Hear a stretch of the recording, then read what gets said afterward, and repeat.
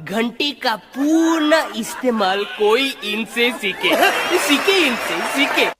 ધ્યાન ભંગ કરવાની કળા કોઈ બીજેપી પાસેથી શીખે।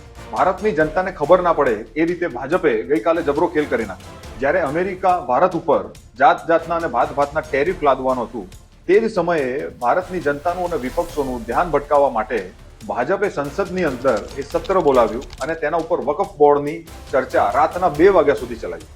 કારણ કે ભાજપને ખબર હતી કે વિપક્ષો આનો વિરોધ કરશે જ અને અમેરિકા જે ટેરિફ લાદવાનું છે એના કારણે ભારતને જબરજસ્ત આર્થિક નુકસાનની સાથે સાથે મંદી વધવાનું પણ એક મોટું જોખમ રહેલું છે।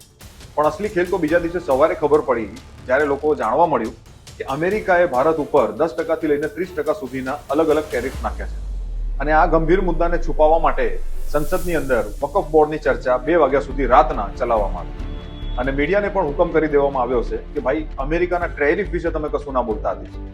હવે અમેરિકાએ જે ટેરિફ લગાવ્યો છે એના કારણે ભારતનો માલ મોંઘો થશે અને અમેરિકાનો બાયર બીજી કન્ટ્રીઝ પાસેથી માલ ખરીદશે।